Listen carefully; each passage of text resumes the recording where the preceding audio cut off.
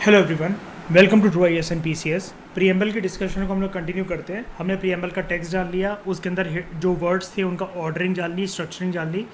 आज हम उन सारे के सारे प्रीएम्बल के कीवर्ड्स की इंटरप्रिटेशन को करेंगे। जिस ऑर्डर में प्रीएम्बल के ओरिजिनल टेक्स्ट में वो वर्ड्स दे रखे हैं, आज उसकी इंटरप्रिटेशन को जानते हैं। तो चलिए स्टार्ट करते हैं अपना topic, keywords in the preamble. Preamble के अंदर जैसा कि कल हमने पढ़ा था दोस्तों, यहाँ पर देखो ये कुछ वर्ड्स दे रखे हैं। Sovereign, socialist, secular, democratic, Republic, जो कि बताते हैं नेचर क्या है इंडियन स्टेट का।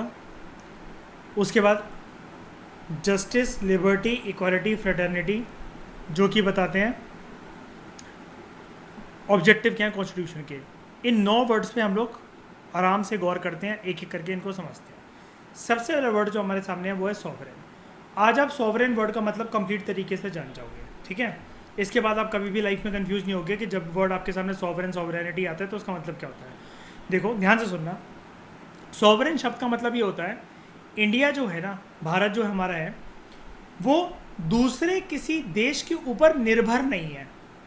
ना ही उसने किसी प्रकार की डिपेंडेंसी क्रिएट कर रही है, ना ही वो किसी एक अन्य देश का डोमिनियन है, यानी कि उसका हिस्सा या पार्ट है। यानी कि लार्जर देश ने इंडिया को गुलाम नहीं बना रखा है।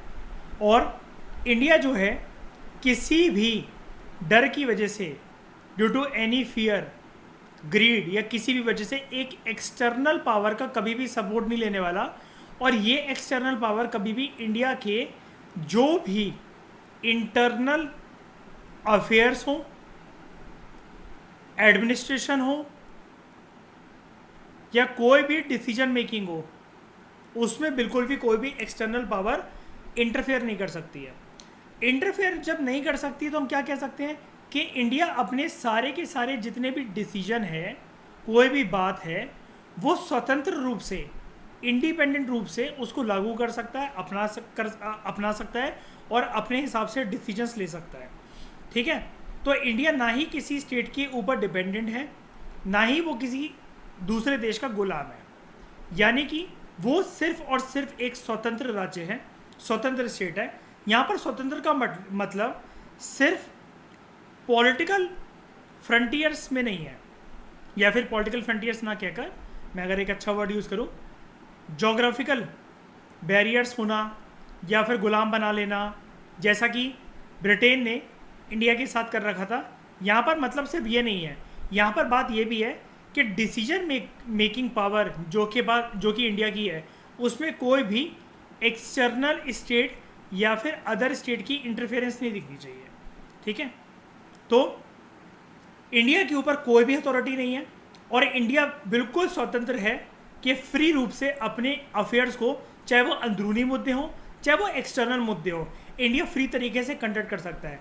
जस्ट बिकॉज रशिया को बुरा लग रहा है और यूक्रेन तक इंडिया मदद पहुंचाना चाहता है, तो रशिया के किसी दबाव के चलते इंडिया ऐसा नहीं करेगा कि यूक्रेन से पूरी तरीके से समझौते तोड़ दे या फिर उस पर बात ही ना करे। फॉर एग्जांपल, बस एक एग्जांपल के तौर पे मैंने इसको बताया है, ठीक है।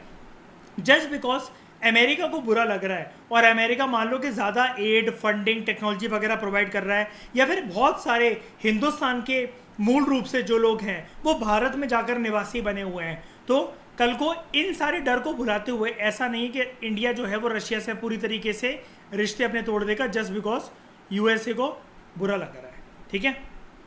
सेकंड पॉइंट है जो कि हमें डिस्कस करना है, इसको देखते हैं, एंड में लिखा हुआ है।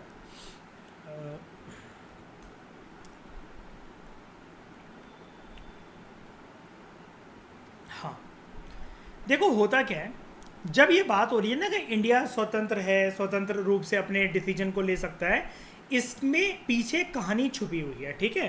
कि किसी किसी को डाउट आ सकता है, कोई किंतु परंतु कर सकता है भारत की आज़ादी पर। हुआ क्या था, जब तक इंडियन इंडिपेंडेंस एक्ट 1947 का नहीं आया था, जो कि एक फाइनल एक्ट था जिसके बाद इंडिया पूरी तरीके से 15 अगस्त 1947 को आज़ाद हो जाता है, ठीक है। आज़ादी की हमारी दिशा में ये लास्ट एक्ट था।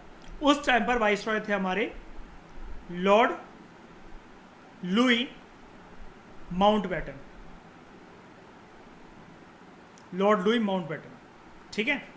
तो होता क्या है, इंडिया जो है उस टाइम पर ना एक प्रकार से डिपेंडेंसी था, कॉलोनी था ब्रिटिश एम्पायर की, जब तक ये एक्ट नहीं आया था। ठीक है, अब क्या हुआ, जैसी आज़ादी मिल गई हमें, हम ना डिपेंडेंट, हम किसी देश के गुलाम नहीं रहे, हम डिपेंडेंसी या फिर डोमिनियन नहीं रहे। लेकिन हम एक चीज़ जानते हैं बहुत अच्छी तरीके से, 15 अगस्त 1947 से लेकर 26 जनवरी 1950 तक, 26 जनवरी 1950 तक हम लोग बिजी थे, हम लोग अपना कॉन्स्टिट्यूशन बना रहे थे, हम लोग अपना संविधान बना रहे थे। इस संविधान बनाने की प्रक्रिया में हमारे पास उस टाइम पर कोई स्ट्रक्चर ही नहीं था, कोई ऐसी बिल्डिंग नहीं थी, लोकसभा राज्यसभा जैसी, कोई बंदा नहीं था, president, prime minister, CM, council of minister जैसा कोई एडमिनिस्ट्रेशन का जरिया नहीं था। वो अलग बात है कि जो कॉन्स्टिट्यूंट असेंबली थी वो संविधान बनाने की प्रक्रिया को भी साइमल्टेनियसली कर रही थी और लॉ बनाने की प्रक्रिया को भी साइमल्टेनियसली कर रही थी। ये हमने पढ़ा था प्रीवियस क्लासेस के अंदर। लेकिन ये इस बात का क्या मतलब हुआ कि 15 अगस्त 1947 से लेकर 26 जनवरी 1950 तक हमारे देश मुख्य रूप से कौन चला रहा था। ठीक है, तो देखो, आप जैसा कि जानते हो, मैंने प्रीवियस लेक्चर के अंदर आपको बताया था, इस टाइम पर कॉन्स्टिट्यूशन मेकिंग की प्रक्रिया अपने चरम सीमा पर थी, और आप ये भी कह सकते हो कि एक प्रकार से बन रहा था, कुल मिलाकर चरम सीमा और वो छोड़ो, एपिक्स पॉइंट को छोड़ो, बन रहा था। तो इस टाइम तक अभी भी जो वाइसरॉय वगैरह थे, जो क्वीन भेजती थी इंग्लैंड वगैरह से, वो अभी कंप्लीट तरीके से यहाँ से गए नहीं थे। उन्होंने आज़ादी वगैरह तो दे दी थी, है ना, लेकिन हमारा जो एक टेम्पररी लेजिस्लेचर जो था, उसको हम लोग बोलते थे टेम्पररी को डोमिनियन लेजिस्लेचर। लेकिन कुल मिलाकर अंग्रेज़ों की अच्छी खासी इंटरफेरेंस यहाँ पर थी। तो अब कहानी पे वापस आओ, मुद्दे की बात करते हैं। 15 अगस्त 1947 से लेकर 26 जनवरी 1950 तक अगर आपसे कोई भी पूछे कि इंडिया का पॉलिटिकल स्टेटस क्या था, तो इंडिया क्या उस टाइम पर डोमिनियन था ब्रिटिशर्स की? तो देखिए, ब्रिटिशर्स की डोमिनियन नहीं था। ब्रिटिशर्स ने एक ना ऑर्गेनाइजेशन बनाया था, एक संस्था बनाई थी, उसका डोमिनियन था। यानी कि डोमिनियन का मतलब यहाँ पर गुलाम नहीं है, यहाँ पर क्या है कि उसका पार्ट था, जिसको हम लोग कहते हैं ब्रिटिश कॉमनवेल्थ ऑफ नेशंस। देखो था क्या, मैं आपको अगर ये बता दूं कॉमनवेल्थ ऑफ नेशंस क्या था और जो कि ब्रिटिशर्स ने बनाया था, ये आज भी एग्जिस्ट करता है। देखो क्या था, ब्रिटेन को ना, यानी कि यूके को, अभी अभी आपने आईआर के लेक्चर में देखा था, हमने बात करी थी यूके और ब्रिटेन एक ही चीज़ है। ब्रिटेन को, यूके को एक डर था कि हमने जिन जिन एफ्रो एशियन कंट्रीज़ को, यानी कि अफ्रीका और एशिया की कंट्रीज़ को, जिन जिनको हमने गुलाम बनाया है, जिन जिनको कंट्रीज़ को हमने अपनी डोमिनियन बनाया था, कल को ऐसा ना हो वो आज़ाद हो जाए और फ्यूचर कोई देखकर आया नहीं है, कल को वो कंप्लीट तरीके से फ्री हो जाए। और अभी उनमें से बड़ी सारी कंट्रीज़ के पास स्टेटस है लीस्ट डेवलप कंट्री का, लेकिन जब वक्त बदलेगा, ज़माना बदलेगा, है ना, जब साल बदलेंगे, तब ये डेवलपिंग भी बनेंगे इनमें से बड़े सारे कंट्रीज़, और ये बाद में जाकर फिर ये प्रमुख रूप से डेवलप्ड कंट्रीज़ भी बनकर आएंगे।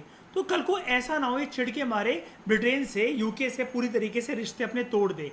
इन रिश्तों को कायम रखने के लिए, इन रिश्तों को सहज सवार के रखने के लिए ब्रिटेन ने क्या करा, एक ऑर्गेनाइजेशन बनाया जिसका नाम था कॉमनवेल्थ ऑफ नेशन। अब क्योंकि ब्रिटेन ने बनाया था तो पूरा नाम था इसका ब्रिटिश कॉमनवेल्थ ऑफ नेशन। इस ऑर्गेनाइजेशन को सिर्फ वो कंट्री ज्वाइन कर सकती थी जो ब्रिटिशर्स की गुलाम रही है।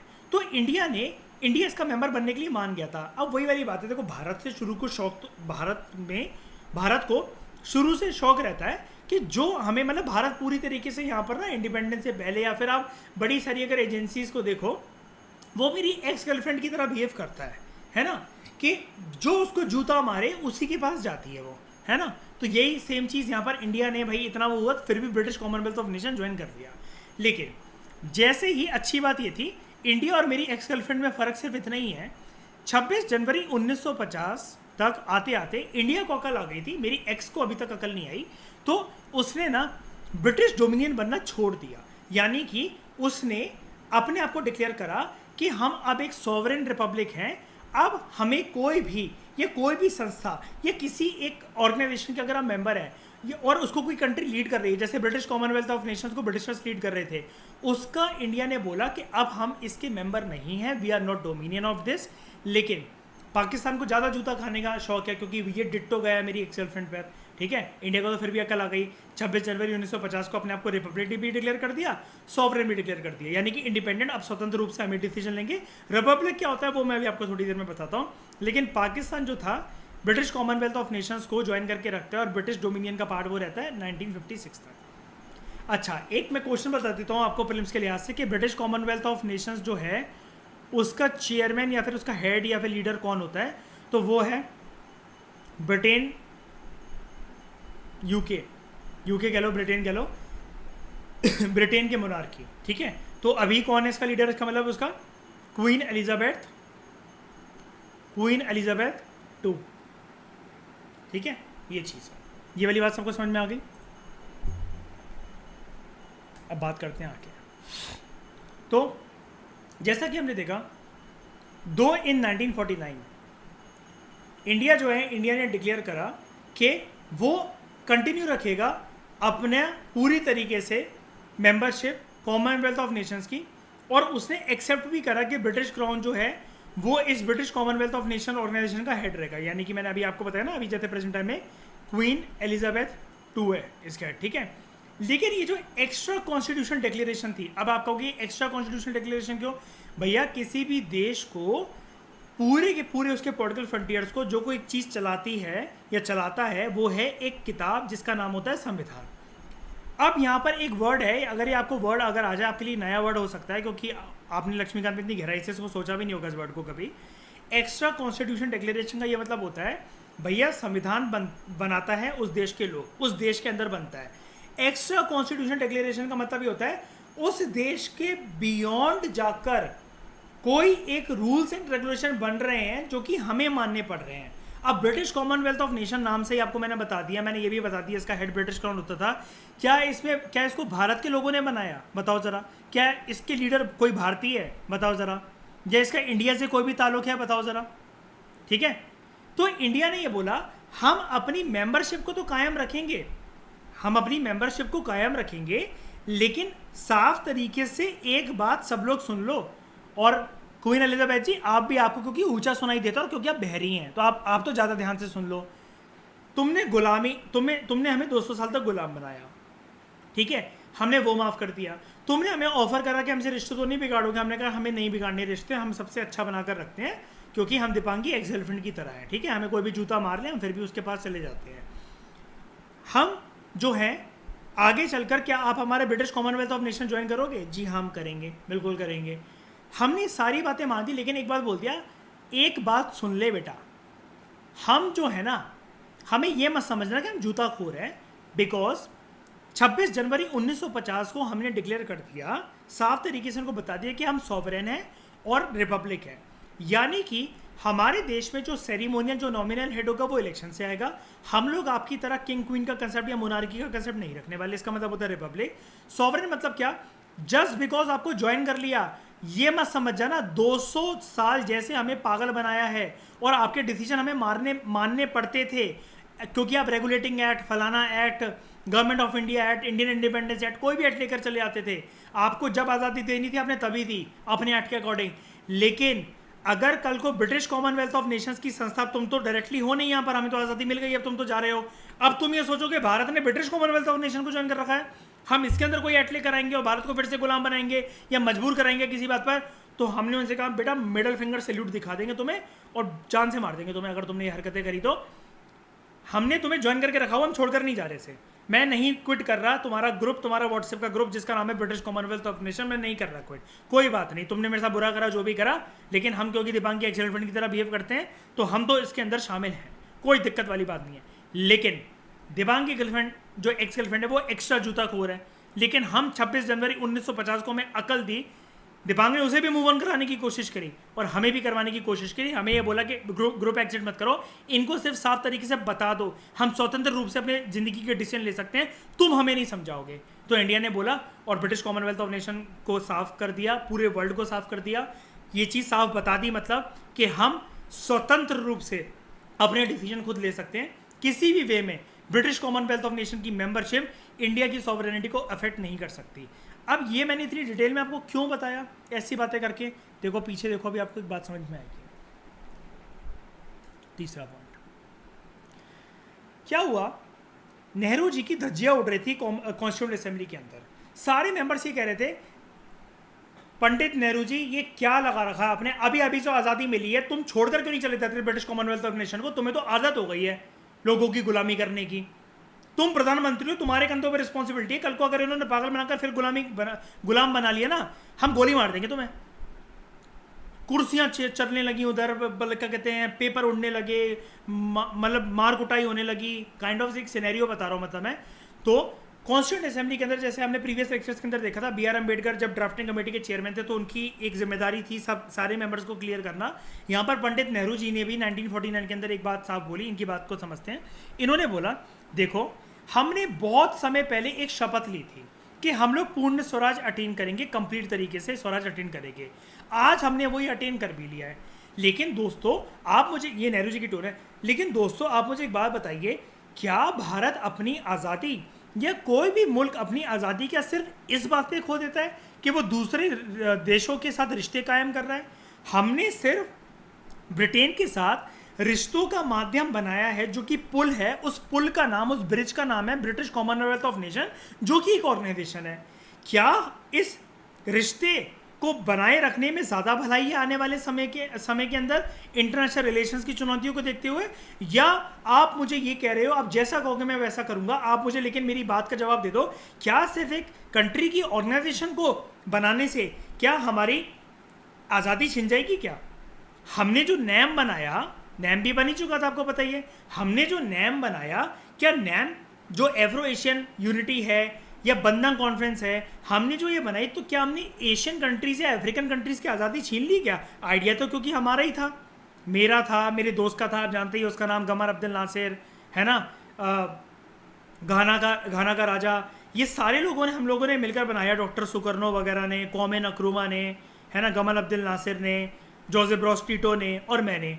तो क्या हमने, क्या पांचों लोगों ने मिलकर, क्या अफ्रीकन और एशियन नई नई कंट्रीज जो आज़ाद हुए हैं, क्या उनको नैम की एक मेंबरशिप ऑफर करके क्या गुलाम बना लिया? क्या आइडिया तो बिकॉज हमारा है, ब्रेन चाइल्ड तो हमारा है, ब्रेन चाइल्ड का मतलब होता है इनोवेशन और आइडिया मेरा है।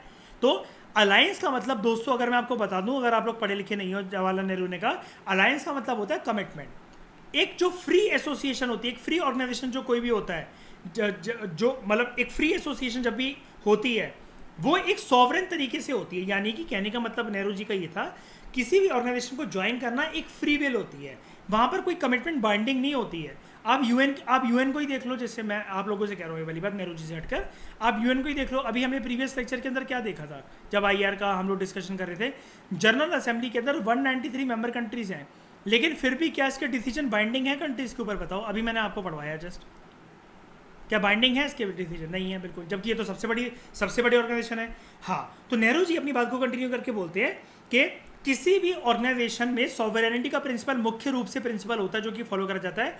उस ऑर्गेनाइजेशन की स्ट्रेंथ इसी बात में, इसी फ्लेक्सिबिलिटी में लाई करती है कि आपके पास कंप्लीट फ्रीडम है, you are open to accept my offer और यू कैन गो आउट। ठीक है, आई एम नॉट, मतलब एनी ऑर्गेनाइजेशन, एनी संस्था is not like a Kabir Singh या फिर ओवर पोजेसिव बॉयफ्रेंड कि इस रिलेशनशिप के अंदर सिर्फ एंट्री ही अलाउड है, एग्जिट नहीं कर सकती अब तुम, क्योंकि आप मेरे साथ रिलेशनशिप में आ गई हो। अब तुम ना दिलो जान से, जिस्मो जान से तुम सिर्फ मेरी और तुम पे सिर्फ मेरा हक है। ये चीज़ नेहरू जी ने बोली, कोई चीज़ नहीं बोल रही है, कोई ऑर्गेनाइजेशन हमें नहीं बोल रहा है। उन्होंने फर्दर अपनी बात को एक्सटेंड करते हुए कहा कि इट इज़ एन एग्रीमेंट जो कि एक फ्री विल से बना हुआ है, अगर हम इसको ख़त्म करना है उसमें भी हमारी फ्री विल है, यानी कि this is an open agreement. Open agreement मतलब कैसे कि मैंने किसी को प्रपोज करा और यहाँ पर तो प्रपोजल हमें आया है, तो it is my free will कि चलो रिलेशनशिप के अंदर मैंने हामी भी भर दी, लेकिन जब मुझे बाहर जाना तो मुझे कोई ये नहीं कह सकता ऐसे कैसे, तुम मेरे साथ रिलेशनशिप में आ गए, आज तुम मेरे बॉयफ्रेंड भी हो, हस्बैंड भी हो, सब कुछ हो, ठीक है, और मैं इसको टर्मिनेट भी कर सकता हूँ बाय फ्री विल, यानी कि वो मेरी मंजूरी, मेरा मतलब वो पूरा का पूरा उसमें अंदर अधिकार है। ठीक है, ये डिटेल में इसके बता रहा हूँ, मेंस और सब कुछ यार इसके ओरिएंटेड है। फर्दर इंडिया ने ये भी बोला कि फिर कल को तो दोस्तों तुम लोग, आप लोग तो ये भी कहोगे, 1945 में जब आई थिंक 11 अक्टूबर को कंप्लीट डेट थी, 11 अक्टूबर 1945 को जो ये यूएन बना और इंडिया ने इसको ज्वाइन कर लिया, तो इसका मतलब फिर यूएन जो कोई डिसीजन हमें देगा, और आप सबको तो मैंने यूएन का चार्टर पढ़वाया है, 51 नेशन स्टेट्स ने जो साइन करा था, हम तब आज़ाद नहीं हुए थे, लेकिन हमारी साइड से ब्रिटेन ने साइन कर दिया था। India is one of the founding members of United Nations. लेकिन आप तो फिर ये भी कहोगे कि यूएन जनरल असेंबली में तो बाइंडिंग कमिटमेंट्स नहीं है, सिक्योरिटी काउंसिल की बाइंडिंग कमिटमेंट्स हैं, और यूएन जब भी कोई भी अच्छा डिसीजन लेने को बोलेगा, जब भी ये बोलेगा कार्बन एमिशन को कम करो या फिर इस गैस को मतलब क्या कहते हैं मत करो, ये न्यूक्लियर पावर प्लांट को मत लगाओ, हिरोशिमा नागासाकी जैसे लिटिल बॉय फैटमैन जैसे न्यूक्लियर वेपन वो मत बनाओ, तो इसका मतलब वो गलत बोल रहा है, फिर तो हमें उसकी बात माननी नहीं चाहिए। हमें तो अंधाधुंध जो हमारे मन में आए हमें तो वो करना चाहिए। हमें तो बॉर्डर पे लड़कियां सप्लाई करनी चाहिए, बच्चे सप्लाई करने चाहिए, ह्यूमन ट्रैफिकिंग में इंडिया सबसे आगे होना चाहिए, ड्रग्स बेचो, पैसा कमाओ, टेररिज्म को बढ़ावा दो। क्या ये सब चीजें भी फिर करना अलाउड है? चलो दोस्तों हम नहीं कर रहे हैं, बगल वाला कोई नेशन कर रहा, पाकिस्तान कल कोई ये चीज करने लगा तो, नेपाल करने लगा तो क्या यूएन को ज्वाइन करने से कोई हमने पाप कर दिया? यूएन, अच्छा एक बात मैं तुम लोगों को बताऊं, वैसे यूएन को जब मर्जी चाहे इंडिया छोड़कर जा सकता है, कोई भी कंट्री छोड़कर जा सकती है, because again it is an agreement of free will to be terminated by free will. तो नेहरू जी ने ये कहा, अब लोगों की कॉन्स्टिट्यूंट असेंबली में बैठे अंतड़ियां खुली दिमाग की, उनको समझ में आया, तो नेहरू जी ने ये वाली बात साफ कही, दोस्तों देखो मेरे को पता है, मेरे कंधे पे रिस्पॉन्सिबिलिटी है, मैं प्राइम मिनिस्टर, मैं प्रधानमंत्री, तो इंडिया ने जो ये मेंबरशिप ज्वाइन करी है, चाहे ब्रिटिश कॉमनवेल्थ ऑफ नेशंस की हो या फिर यूएन जैसे प्यारे ऑर्गेनाइजेशन की हो, ये किसी भी तरीके से इंडिया के ऊपर कोई भी बंदिशें नहीं लगाता इंडिया की सॉवरेनिटी के ऊपर, because again no commitments of any international organisation या इंडिया के बाहर की कोई ऑर्गेनाइजेशन की कोई बाइंडिंग नहीं है। नेहरू जी ने कहा आप खुद देख लो, हमने नैम में सबको ऑफर दिया था कि you do not have to tow the line of any super power, you should not go to NATO, SEATO and CENTO camp और वॉर्सो पैक्ट कैम्प, बिकॉज उन सुपर पावर्स की अलायंस में पिसते पिसते अगर एक सुपर पावर जीती तो कल को आपको पीस दिया जाता। तो हमने एक ऑफर करा कि हम घसीट घसीट के किसी को लाए, क्या हमने किसी से ये बोला कोई नैम छोड़कर नहीं जा सकता या नैम का नेशन सारे आज़ाद कंट्रीज को बनना ही पड़ेगा? ये तो हमने एक फ्री ऑफर दिया था, हमने और हमारे दोस्तों ने, like Joseph Broz Tito, Gamal Abdul Nasser, इन सब में दिया था, और ये आप लोग तो पढ़ ही चुके हो। अब ये फोर्थ पॉइंट क्या लिखा हुआ है, ये मैं आपको पढ़ा चुका हूँ अभी आईआर की क्लास में। India became a member of UNO in 1945 के अंदर ही, आई थिंक 11 अक्टूबर इसकी डेट एक बार क्रॉस चेक कर लेना। इस टाइम पर इंडिया यूएन का one of the founding member बना था और यूएनओ इसी साल बना था, ठीक है, ये अभी हमने देखा था, ठीक है। तो एक सॉवरेन स्टेट होने के साथ साथ इंडिया जो है, एक बात और है, एक ध्यान से सुनना, इंपॉर्टेंट चीज़ है, सॉवरेन स्टेट होने का मतलब ये, इंडिया के कंधों पे अभी जो टाइटल है ना कि इंडिया एक सॉवरेन स्टेट है, इसका मतलब ये है इंडिया किसी भी फॉरेन टेरिटरी को, किसी भी फॉरेन टेरिटरी को एक्वायर कर सकता है और अपनी टेरिटरी किसी एक फॉरेन स्टेट के फेवर में अपनी एक टेरिटरी का पार्ट दे सकता है। लेकिन आपको पता है ना, आर्टिकल 1 ये कहता है कि मतलब देश छोड़कर तोड़कर अलग कंट्री कोई नहीं बना सकता। अब मैं नीचे वाले इसको ना, ये थोड़ा सा टिपिकल हो सकता है और ये मेंस में लाइन आ सकती है वाली, आपको एक्सप्लेन करने को, इसके बारे में मैं आपको बता देता हूँ। वैसे आप जानते ही हो, एक हिंट दूंगा, देखो अभी सारे दिमाग की अंतड़ियाँ खुल जाएंगी। India can either acquire a foreign territory. देखो सिक्किम ना एक सेपरेट कंट्री था, इसका एक लीडर था जिसका नाम था, ध्यान से सुनना, चोग्याल, CHOGYL, चोग्याल। चोग्याल एक लीडर था इसका। इसको डर था कि चाइना कल को हमारे इन्वेजन ना करके हमें अपने आप को अपनी टेरिटरी में मिक्स ना कर ले। इसने इंडिया को अप्रोच करा, मतलब एक कहने का तरीका है, बस मैं आपको बता रहा हूँ, ये वाली लाइन जो मैं बोलने जा रहा हूँ आपने कई बार सुनी होगी। इंडिया ने कहा देखो भाई, पूरा देश धड़ाधड़ फुल पड़ा हुआ है, हम कहाँ तुम्हें मिक्स करें। तो उसने कहा, एक कहने का तरीका बता रहा हूँ कि मैं बीइंग अ प्रधानमंत्री, मैं चोग्याल के पास गया, देखो दूध का ग्लास कि देखो पूरा भरा हुआ है, कहाँ तुम्हें मर्ज करूँ मैं। तो एक बड़ी प्यारी सी चीज़ है, मतलब ये लिखने में काम आ सकते हैं। मैं इस जो चीज़ बता रहा हूँ ना, इसको मैं ऐसे में अक्सर यूज़ करता हूँ, जो पॉलिटी वाले ऐसे होते हैं, मैं आपको बताऊँगा इसको लिखते कैसे हैं इस वाली लाइन को। जब भी मुझे किसी एक फॉरेन टेरिटरी को मर्ज करना है, जिसने मुझसे रिक्वेस्ट दी है कि आप हमें मर्ज करके, जैसे चोग्याल ने हमें ऑफर दिया था 1975-85 की कहानी आई थी, 85 ऐसी कुछ है, ठीक है, सिक्किम जब मर्ज हुआ था इंडिया के अंदर, तो इसने हमें ऑफर दिया कि आप ना इंडियन स्टेट हमें बना लो, अभी तक हमें कंट्री है सेपरेट, अब आप हमें एक्वायर करके पूरे के पूरे मिक्स कर दो। हम उसके पास गए दूध का ग्लास लेकर, जो कि पूरा ऊपर तक भरा हुआ था। हमने उससे कहा देखो कहीं जगह ही नहीं है, अगर इसके अंदर एक बूंद और भी डालेंगे ना तो ये ओवरफ्लो होने लग जाएगा, हम कहाँ मिक्स करें आपको। तो चोग्याल ने क्या कहा, एक कहने का तरीका है, ऐसा कुछ हुआ नहीं था, मतलब एक बात बता रहा हूँ मैं, एक लिखने का तरीका होता है ये, ठीक है। चोग्याल ने क्या कहा, ठीक है हम आपसे एक्स्ट्रा एक बर्डन क्रिएट करने को नहीं कह रहे हैं कि जिसकी वजह से आपको लग रहा है कि दूध का गिलास आपका भर जाएगा, दूध फैलने लगेगा। चोग्याल 1 चम्मच चीनी लेकर आया, उस दूध में मिला दी और घोल दिया।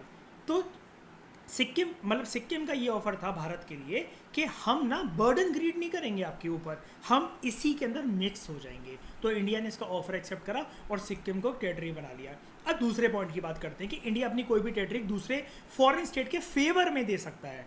फॉरेन स्टेट के फेवर में देने के लिए 100th अमेंडमेंट एक्ट आया था, आपको पता ही है।